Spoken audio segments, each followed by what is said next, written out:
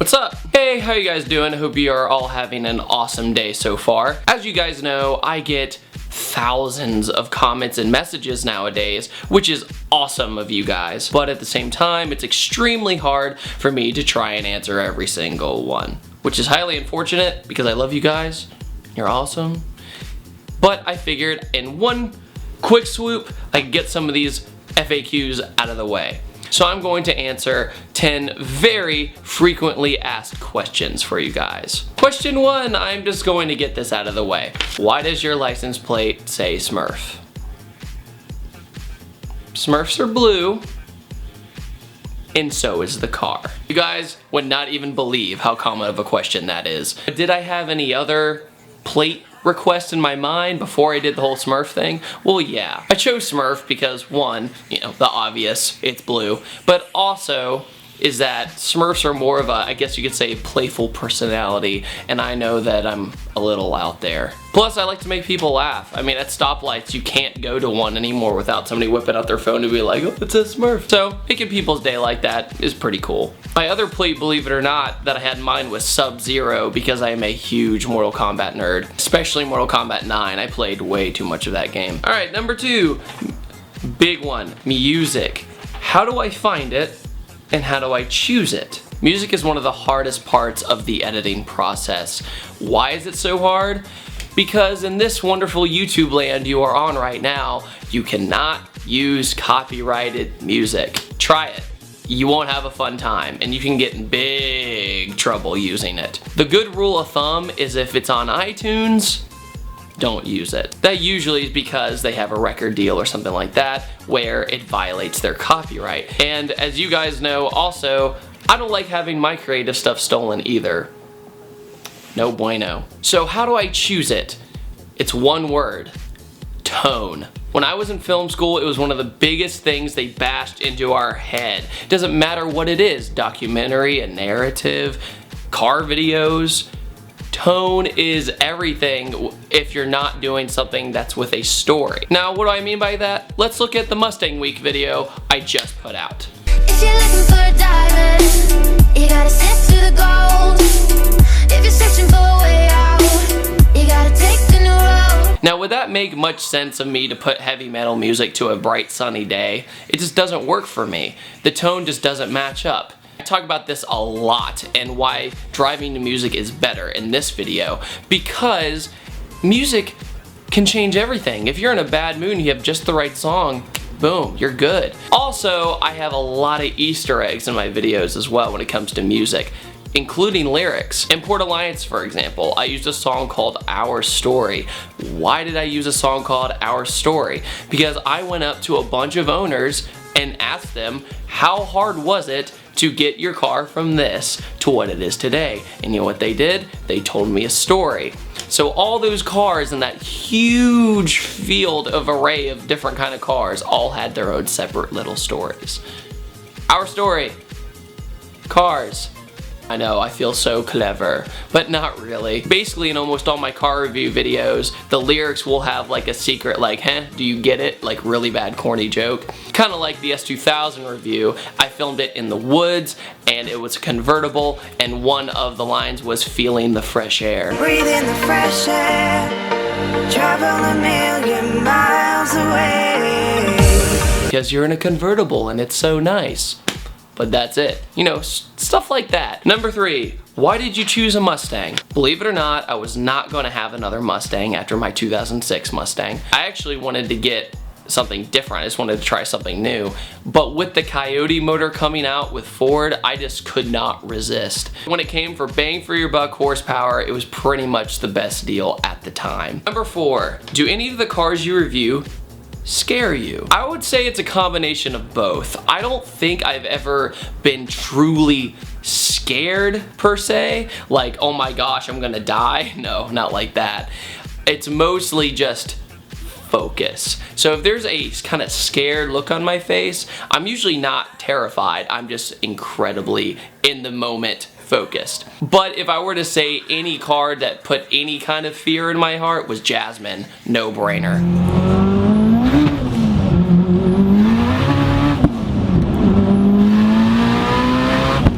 stupid high horsepower car in the cold with some ice on the road and all 4 tires spinning and its all-wheel drive platform.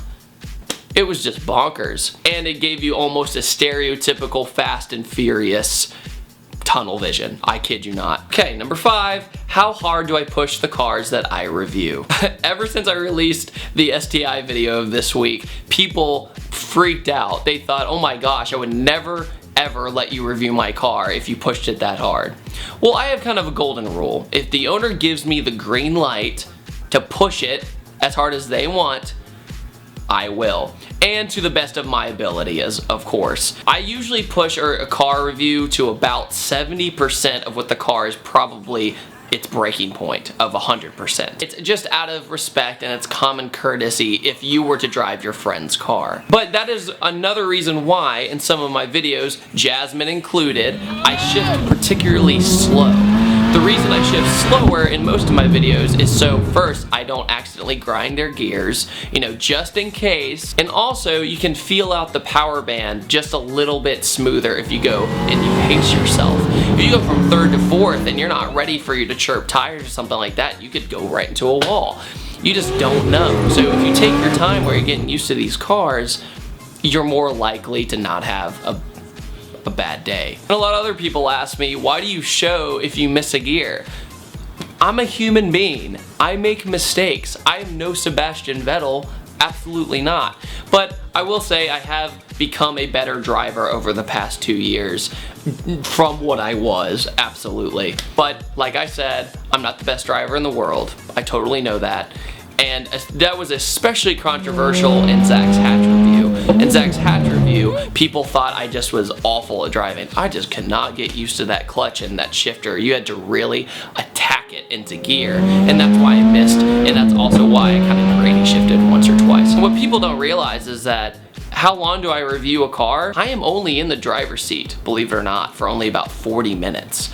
That's it. So what you see, that's me hopping in the car and going. It's not like I'm gonna drive this all day, then film the review. I warm up to the car for about 5 to 10 minutes and then I do it.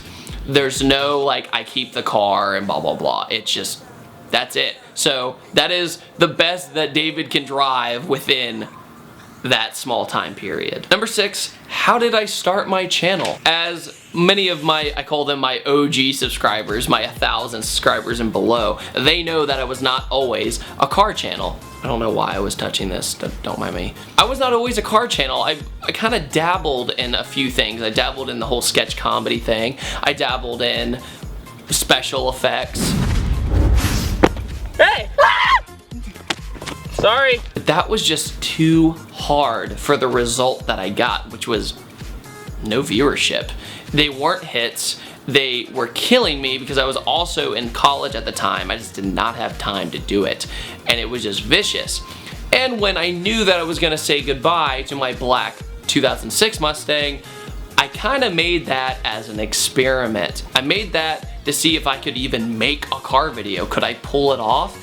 And I love cars. So I always thought, dude, if I could make video, because they're my two loves, video and cars. If I could combine them, then that'd be set. I did that video as an experiment and I got 6,000 views within about a week or two. And without any kind of external help, I did that and I realized I was onto something, and also I was very blessed that I might be onto something. So here I am, still making car videos. And do I love it? Yes. Do I get sick of it? Not really, even though it's very tiring. And also, why is my channel name Thatdudeinblue? Well, one, I seriously wear way too much blue. It's been since I was a little kid. You'd open my drawers to, you know, my clothing, it was just like an ocean. I just was always that kid. Whenever I went shopping with my mom, she's like, do you like that shirt? It'd be, you know, red. Do you like that shirt? It'd be green. Do you like that shirt? Of course I do. It's blue. It's my favorite color. Also, the name is because I had a really bad habit of saying dude before like everything, like dude, did you see blah blah blah, or do blah blah blah. So they rhymed. It was a clever little name, Thatdudeinblue. I made it happen. Voila. I know, David's so clever. Number 7, is editing hard and what are the challenges of it? Editing is one word. tedious. You have to have immense amount of patience and immense amount of time. It is easily the most time-consuming thing I do for this channel. It takes a lot of hard work, a lot of all-nighters, and a lot of patience, because sometimes say your program messes up, or the file you exported or created your movie file doesn't work, or maybe it doesn't upload to YouTube, or maybe the song that you used that said it was royalty free wasn't, and then you get a copyright strike. I cannot tell you how many times I've used songs in my videos that claim they were royalty free, but they weren't. But when I'm hunting for my music, like we talked about before, I usually use royalty-free YouTube channels music, that sort of thing. But you kind of play a gamble with that, because that artist that you might have just used might have just gotten a record deal and just gotten copyrighted, so you just gotta be super careful. But editing, it's all about the tone and your strategy of how you want your piece to be. For example, Import Alliance was very hard to edit. You want to know why? Because it was shot over 2 days, but that wasn't the hard part. It was because the environments were completely different. The first day was a very cloudy day, and the second day was a cloudless day, like just sunny. And with that, I had to figure out how to blend the two together. So what did I have to do? I edited all the first day together, went inside, did all the inside shots, so then when you emerged into the sunlight, it looked like it was one fluid motion. That's why you go into the sunlight, it doesn't feel jarring, because you're not going from the cloudy to the sunny to the cloudy to the sunny. It just does not work. And the human brain will just be like, well, there's something wrong with this and I can't figure it out. But it's because the cloudy and the sunny would clash just way too much. So if you ease into transitional wise, you're fine. And all that takes a ton of practice. I don't expect to be the amazing editor ever. I learn stuff every day about editing. I mean, even with the song choices, when it went from Our Story to the quote is it's like come alive or something like that, and when you come alive you go into the sunlight. So yeah, David was a little artsy, but you go into the sunlight and you feel alive because it's a happier day outside. So you always have to match up everything, and everything comes together like a symphony in the end. Oh, this one hurts my feelings.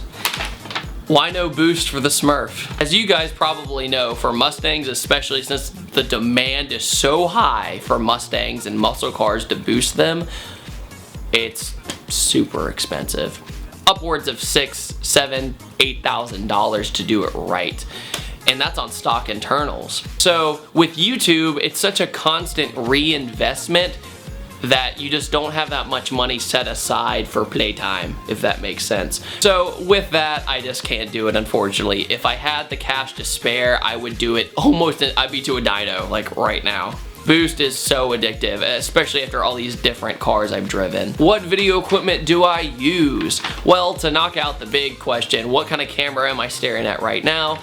I'm staring at a Canon T3i with a external microphone by Rode. It's just called a Rode video mic. Now, if you guys have missed it, which I made it way back early in my channel, so it's okay if you didn't see it, but boom, here's a video that explains everything I use. I don't keep any secrets. I use all the equipment in the video and that's it. Now a lot of people ask, why don't you use more GoPros and that sort of thing? Well, one, GoPros are expensive, and two, the GoPro that I have is a Hero 2, and I'm kind of a perfectionist with video, I totally admit it, and the quality of this camera going to that camera is extremely jarring. It's just not there. It's just not good enough for me. So if I get a Hero 3 or whatever GoPro they make next, I will probably chase after it. And maybe even a drone someday. I really want one of those remote control drones. Those are pretty awesome. So if you're interested in my equipment,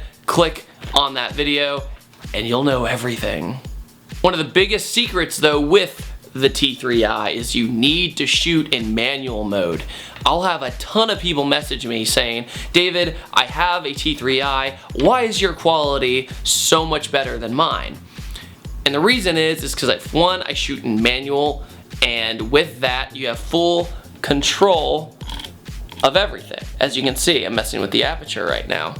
And what another thing that people don't realize is that every video I do extensive color correction or color grading. There's awesome tutorials for color grading all over YouTube, so make sure to check those out if you're interested. Number 10, how do I pick the cars I review? Now, how do I pick the cars I review? If one, they're obscure and different. My most viewed video on YouTube is the Sleeper Civic. Now, why do I believe that is the most viewed video? Because it's something you just don't see every day. That's so cool to me. The way I picked the normal cars is if somebody owned a car for about a year or 2 years, what would happen to that car? What would they do with it? What light modifications would they do? Because here in America, if you're a car enthusiast and your car is stock, that's very rare. And also, I kind of take what I can get as well. If it's near me or if somebody offers me a car, it's kind of hard to say no, especially if it's a sports car, because dealerships do not let me review their cars yet. I'm sure I will get there eventually, but as of right now, all of the cars I drive in my videos are friends or acquaintances that are kind enough to let me drive their car. And yeah, it's really cool that there's all these very amazing people in my life, including you guys, who message me all the time letting me review their cars, or you even drive to me, which is fantastic. There's a lot of cars that you guys request that you probably think I'm just ignoring your comment, but I promise you I'm not. I am on the hunt all the time looking for these special cars. Cars that have gotten away, for example, are, say, RX-7s or any rotary car, or even the Mark IV Supra. I have been chasing Mark IV Supras since the start of this channel, but I always call them the girl that gets away. You know, people have lives, and it's very hard when something comes up for them to let me, you know, take almost a whole day, if not a whole day, to film their car. But anyways, guys, thank you so much for watching this quick little FAQ video, and to every single one of you, I appreciate you always sending in your questions and always sending in your very, very nice words to me. I don't think I've met in person a single sour fan. You all are so cool, and stay awesome. So I will see you guys next time, and take it easy. Have a good one.